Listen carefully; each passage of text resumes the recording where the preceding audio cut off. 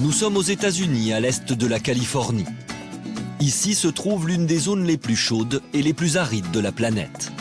Les paysages sont lunaires et s'étendent à perte de vue pour former la vallée la plus célèbre du monde, la vallée de la mort.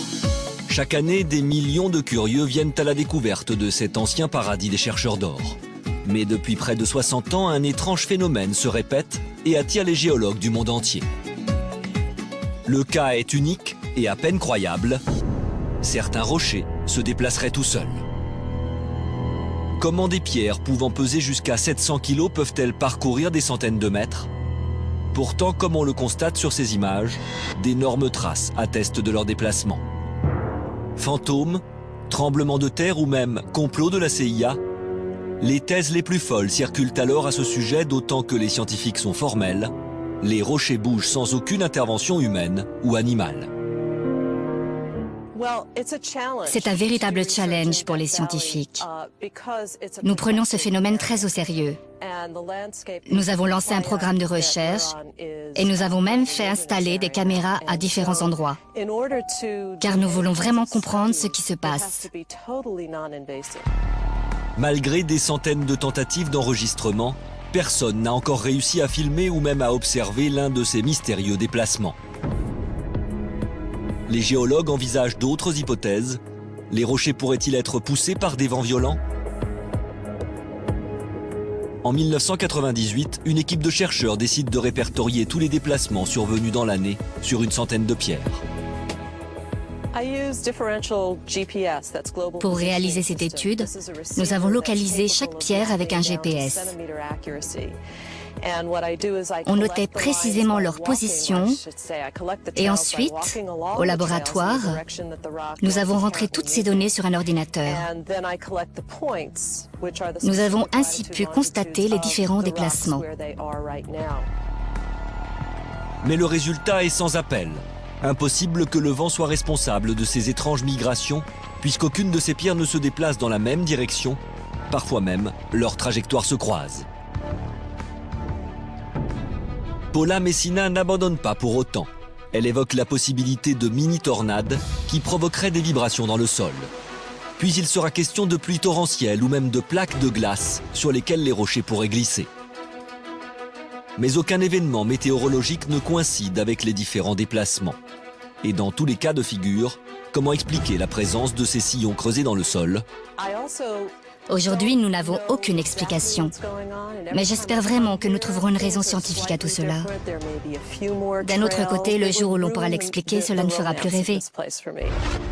Alors, phénomène géologique encore inconnu, simple mystère de la nature ou intervention surnaturelle? Pour l'instant, les pierres de la vallée de la mort gardent le secret de leur déplacement.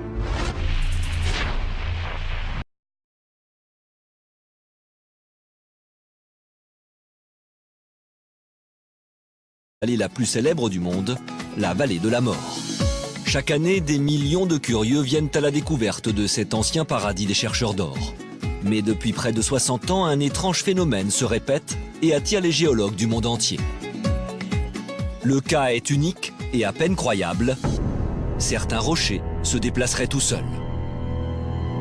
Comment des pierres pouvant peser jusqu'à 700 kg peuvent-elles parcourir des centaines de mètres? Pourtant, comme on le constate sur ces images, d'énormes traces attestent de leur déplacement. Fantômes, tremblements de terre ou même complot de la CIA, les thèses les plus folles circulent alors à ce sujet, d'autant que les scientifiques sont formels. Les rochers bougent sans aucune intervention humaine ou animale. C'est un véritable challenge pour les scientifiques. Nous prenons ce phénomène très au sérieux. Nous avons lancé un programme de recherche et nous avons même fait installer des caméras à différents endroits, car nous voulons vraiment comprendre ce qui se passe. Malgré des centaines de tentatives d'enregistrement, personne n'a encore réussi à filmer ou même à observer l'un de ces mystérieux déplacements. Les géologues envisagent d'autres hypothèses. Les rochers pourraient-ils être poussés par des vents violents? En 1998, une équipe de chercheurs décide de répertorier tous les déplacements survenus dans l'année sur une centaine de pierres. Pour réaliser cette étude, nous avons localisé chaque pierre avec un GPS.